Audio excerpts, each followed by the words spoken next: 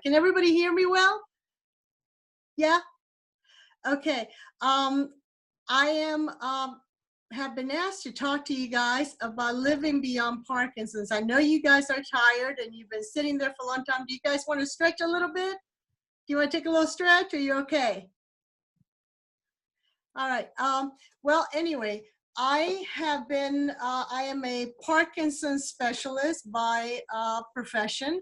And ironically, God has a sense of humor. I developed Parkinson's disease. So I've been living with Parkinson's in my life for over nearly 30 years in one way or another. So I have been a caregiver to my grandmother who has Parkinson's, and I have taken care of over 1,000 patients with Parkinson's over my years of working with this disease. I went to medical school and became a neurologist and a Parkinson's specialist because of my passion for Parkinson's. Little did I know that I was going to be living with Parkinson's in my life in a more personal way. So, of course, when I first started having symptoms, I was examining my patients, like you guys know when you go to your doctors, doing all the finger tapping and opening and closing your eyes and things. And I started noticing that I was having difficulty. So I thought, oh my God, I'm having symptoms. But I also had some unusual symptoms at the time we didn't recognize. I was having some visual problems, and I was also having some pain. Being a specialist, of course, thought that, those were not related. And it did take me a couple of years to get officially diagnosed. But in the bottom, I knew in my heart that I had Parkinson's. And once I got officially diagnosed, which took about 2 years because of all the non-motor symptoms that I have, and now we recognize, like fatigue and visual problems and pain, of course, we had to rule all the things out. And so I realized that, one, I was also in my late 30s, mid 30s. So Parkinson's was not supposed to affect women at this age or anybody at this age very much, and have symptoms like this. So realize how long it took me, a couple of years to get diagnosed. So me as a specialist still took a couple of years to get an official diagnosis. So when I decided to stop working because of this disease, I thought that the best thing for me was to do advocacy and try to change the science. However, as many of you have been there or are there at the time, when you first, are in the process of getting a diagnosis, it is awful not knowing what's going on with you. You feel like you're losing your mind. You feel like you're crazy. People were telling me that, maybe I need to see a psychiatrist. Maybe I needed to just focus on my patients. And so that's hard. And then, when I got the diagnosis, my doctor said, Maria, this is in your head, like, but not like you think. It is not psychological. You have Parkinson's. So I was very, very relieved, like many of you are, I'm sure, when you get the diagnosis. But then, the world just kind of fell apart, even though I knew that, I've been dealing with this disease for many decades and I've seen many advances. And so I was not worried about really, progressing or not finding a treatment. I was more worried, like, what am I going to do with myself now? There's all this stigma. Should I tell my patients that I have this? Are they going to stop seeing me, trusting me? Or is my board going to, be scrutinizing me more because I have a disease? So there was a lot of stigma and shame. And at first I didn't want to tell anybody that I had Parkinson's. I had to do physical therapy. And my husband said one day, you just have to embrace it. And I thought, how can I do that? My patient, I can't go to physical therapy. I can't go do exercise. My patients are going to see me. They're going to know I have it, and they're not going to come see me. They're not going to trust me. And he said, no, embrace it. And I thought, my whole life I have been practicing and leading towards being a physician. That's all I knew how to do. I thought, what am I going to do now if I'm not a physician? My life is going to change. So one day I decided to just go all out and own it. So I decided to get a t-shirt that says, I make Parkinson's look sexy. I got me a crown and became Parkinson's diva. So I decided that from now on, I was just going to be myself and try different ways of, empowering women, empowering others to live better lives beyond Parkinson's. Just because we have Parkinson's doesn't mean that our life stops. I've been living with Parkinson's now for nearly 13 years. And yes, it's been a lot of ups and downs, and I don't wish this on anybody else. However, it has been a great thing that has happened in my life. Without this disease, I probably would not be standing here in front of you, talking to you across the ocean, meeting wonderful people, doing programs like this, really helping others. And I've learned so much, and I've learned a lot about myself. And I want you to think about, in your journey with Parkinson's, what have you discovered? What have you been surprised to discover with Parkinson's? I am also a cancer survivor, so I know how it is to live with a chronic illness and be faced with that sudden death, in your face. So Parkinson's, even though it's a continuous progressive illness, it's still, there's hope. In 30 years that I've been doing this, I've seen a whole explosion of medications. When I first became a neurologist, my friends were laughing at me saying, "Why are you going to do a neurology? There's no treatments." But since then, I mean, just in Parkinson's alone, we have over 30 medications. So I'm very, very happy, and there's hope in that, and that gives me hope, and it should give you hope, to know that there's treatments and cures around the corner. So, being a patient is hard. I know, and I thank you guys. And you should applaud yourself for being there and being able to be motivating your caregivers for coming there with you. But it's about finding your passion.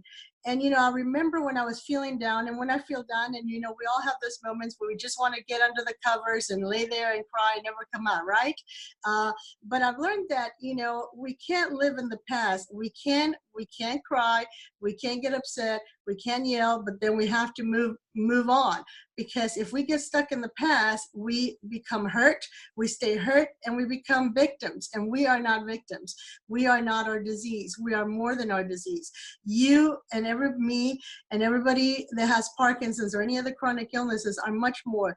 You have stories. You have overcome so many things. So if you hold on to those things that you have overcome, you can beat this too, and you can continue, even if it's at a cross pace, at a 1 minute at a time sometimes to get going.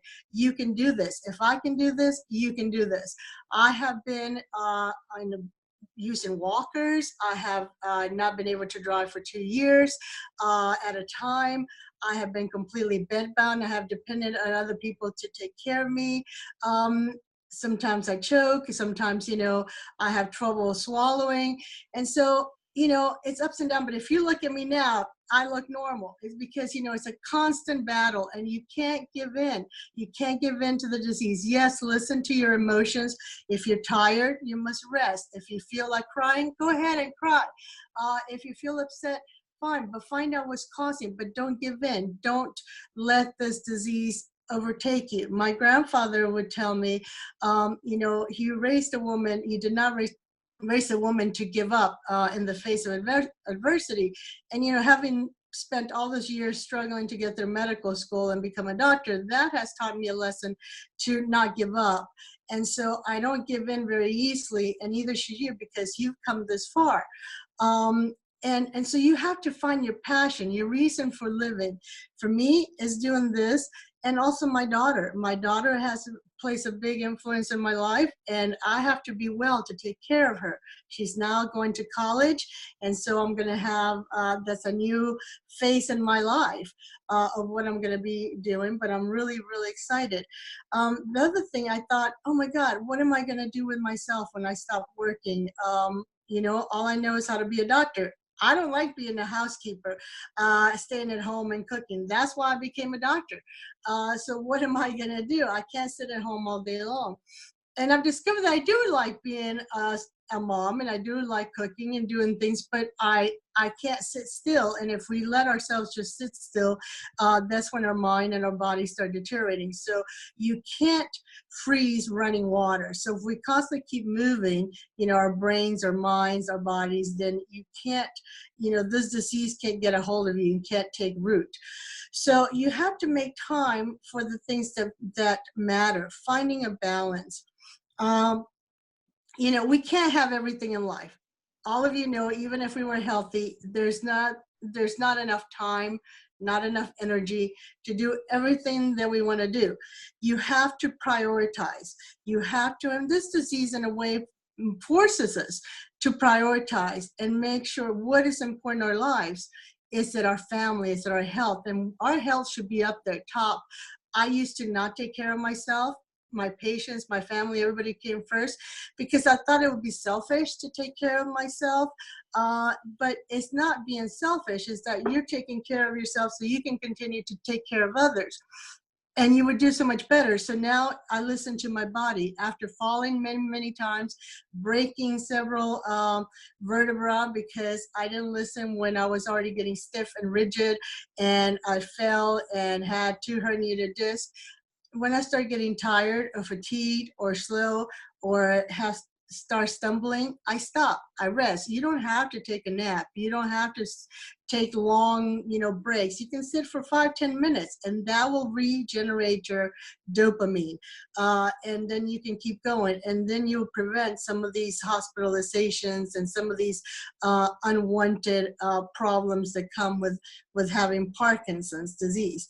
So again, finding your passion, what drives you. You can reinvent yourself. That's the one thing about having this disease or having any disease. We're free to reinvent ourselves. You can start over. You can do things better. You can find different interests. I have found that I like writing. And so that's what I do now. And I just still travel, spend time with friends. And that's very important. Finding that passion boosts those endogenous dopamine, just hugging somebody for a few seconds, just, socializing. I always make sure that at least once a week I have an appointment. I have to get out of bed and force me to get out because it's very easy to sometimes just feel like, I just don't want to get up and go. I don't have any oomph. You're not depressed, you're not sad, but you just don't feel like getting dressed, don't feel like going. So keep a friend, find a friend that makes you accountable. Somebody that's going to call you and say, hey, what are you doing? Have you been out of the house this week? What's going on? Let's go to lunch. Let's go to a movie. And sometimes you may not be able to drive. Like sometimes I have my friends drive me because, I'm dizzy or I'm really sleepy with the medications or something. But, if they come and pick me up, then, we can go out. And then before you know it, you're feeling better because you got all those dopamine and endorphins and other chemicals being released, and you're feeling better.